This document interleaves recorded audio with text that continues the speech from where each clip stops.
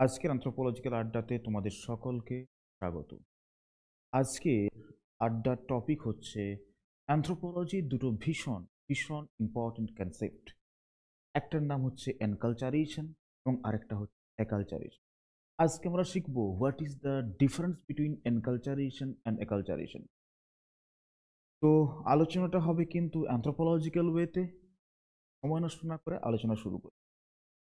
প্রথমে আমরা বুঝবো হোয়াট ইজ এনকালচারেশন, তারপর আমরা বুঝবো হোয়াট ইজ একালচারেশন।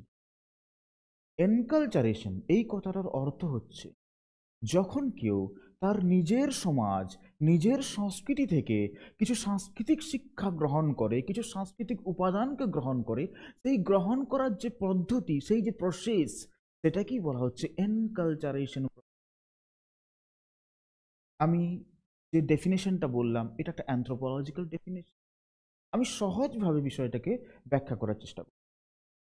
ধরো যখন কোনো শিশু কোনো পরিবারে জন্মগ্রহণ করে, তখন সেই শিশু আস্তে আস্তে পরিবারের মধ্যে বড় হয়, একটা নির্দিষ্ট সমাজের মধ্যে শিশু আস্তে আস্তে বড় হয়, এবং যখন শিশুটা বড় হয় তখন সে তার পরিবার থেকে, তার সমাজ থেকে কিছু শিক্ষা, কিছু সাংস্কৃতিক শিক্ষা, কিছু কালচারাল এলিমেন্ট এ গ্রহণ করে। যেমন ধরো, শিশু পরিবার থেকেই শিখে যায় যে বড়দেরকে পায়ে হাত দিয়ে প্রণাম করতে হবে, বড়দেরকে সম্মান করতে হবে, ছোটদেরকে ভালোবাসতে হবে, যখন কারো বাড়িতে ঢুকতে হবে জুতো খুলে ঢুকতে হবে, স্কুল নিয়মিত যেতে হবে, ঠিক সময়ে পড়াশোনা করতে হবে, খেলাধুলা করতে হবে। এই যে একটা সাংস্কৃতিক শিক্ষা।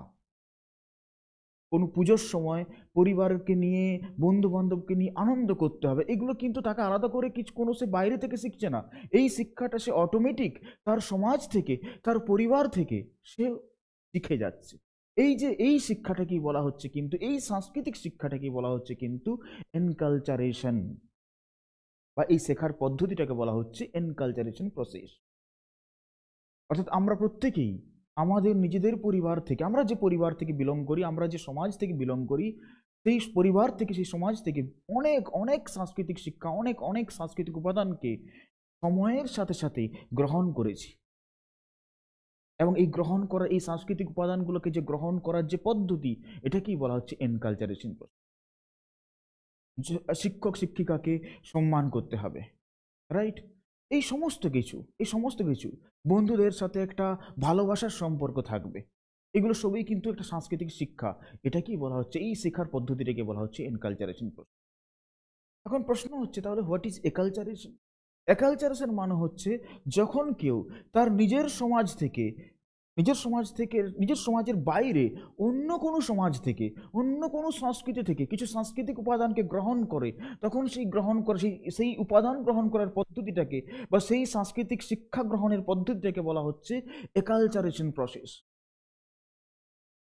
খুব সহজ ভাষায় বলতে গেলে, যদি উদাহরণ দিয়ে আমি বোঝাতে চাই, তাহলে সেটা এইরকম যে ধরো আজকের দিনে দাঁড়িয়ে আমরা বাঙালিরা, আমরা কিন্তু শার্ট প্যান্ট পরছি, আমরা কোট টাই পরছি, আমরা আমরা টেবিল চেয়ারে খাওয়া দাওয়া করছি, আমরা কথায় কথায় বাংলা কথার মাঝে ইংলিশ ওয়ার্ডকে ইউজ করছি, রাইট? এই যে ইংলিশ ওয়ার্ডকে ব্যবহার করলাম, তার মানে কি এখানে বাংলার মধ্যে ইংলিশ ঢুকে যাচ্ছে।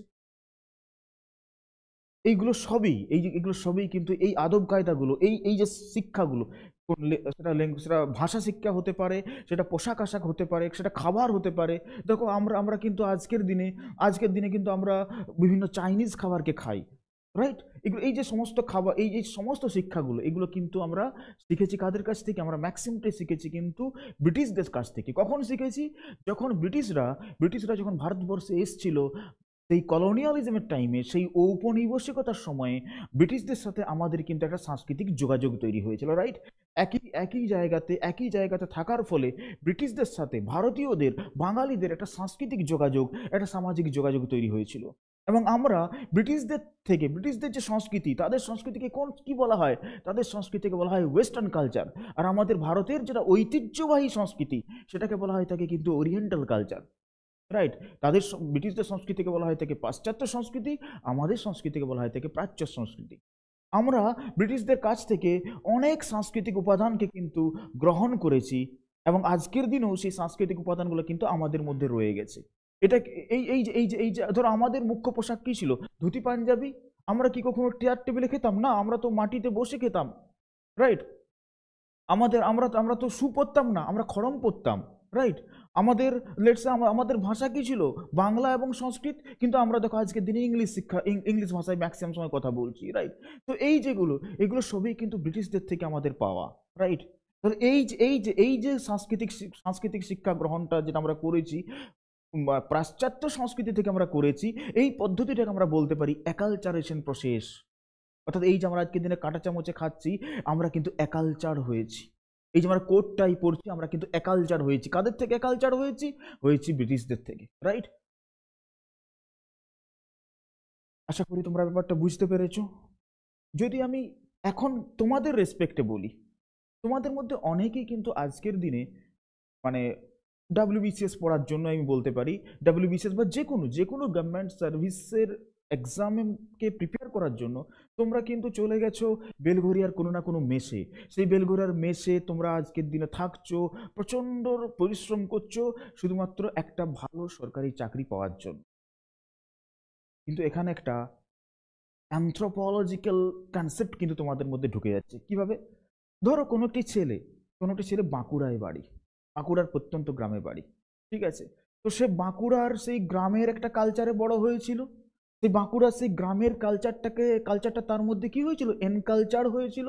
তো এনকালচারেশন প্রসেসের মধ্য দিয়ে সেই বাঁকুড়ার গ্রামীণ সংস্কৃতিটা তার মধ্যে ঢুকে গিয়েছিল। সেই ছেলেটি যখন বেলঘরিয়াতে গেল, বেলঘরিয়াতে তার মধ্যে একটা নতুন কালচার অ্যাডাপ্ট হলো। কি বলতো? বেলঘরিয়ার মেস কালচার। যে ছেলেটা যখন গ্রামে থাকতো, তখন সে সন্ধ্যা 7টার পরে তাকে বাড়িতে, মানে তাকে ঢুকতেই হতো। যদি 7টার পরে সে বাড়ি ঢুকে, তার মা তার পিটিয়ে চামড়া তুলে দিত। কিন্তু আজকের দিনে দেখো, আজকের দিনে তোমরা যারা যারা ধরো বেলঘরিয়ার মেসে আছে, তারা কিন্তু কি করছে? 8টা 9টা পর্যন্ত বেলঘরিয়ার 4 নম্বর প্ল্যাটফর্মে গিয়ে চা খাচ্ছে, রাইট? 10টা পর্যন্ত সেখানে চায়ের আড্ডা চলছে। এটাকে কি বলতে পারি? এটা একটা নতুন কালচার তার মধ্যে ঢুকে গেছে। সে তো যখন গ্রামে থাকতো, তখন সে 7টার পর আর সে মানে কোনোদিন বাড়ির বাইরে থাকতো না। কিন্তু এখন সে রাত্রি 9টা 10টা পর্যন্ত বাইরে থাকছে। তার মানে কি?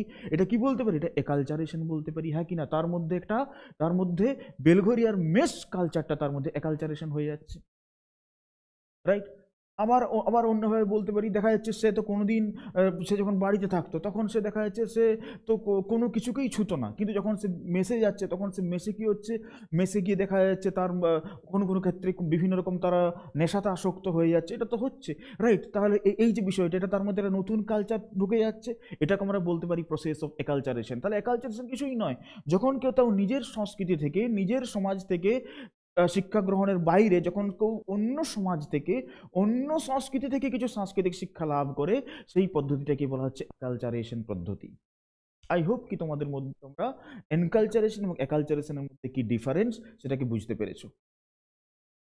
তো এই ধরনের যে কনসেপ্টগুলো আছে, এগুলো কিন্তু অ্যানথ্রোপোলজিতে শর্ট নোটসে ভীষণভাবে আসে। তো আশা করছি যদি তোমাদের প্রশ্ন আসে যে এনকালচারেশন ভার্সেস একালচারেশন, বা শুধু এনকালচারেশন বা শুধু একালচারেশন, শর্ট নোটসে যদি আসে পেপার 1-এ, আশা করছি তোমরা খুব সহজ ভাষায় নিজেদের মতো করে বিষয়টাকে ব্যাখ্যা করে লিখতে পারবে। তো চলো, আজকের অ্যানথ্রোপোলজিক্যাল আড্ডা এই পর্যন্তই। তোমাদের সাথে দেখা হচ্ছে নেক্সট আড্ডাতে।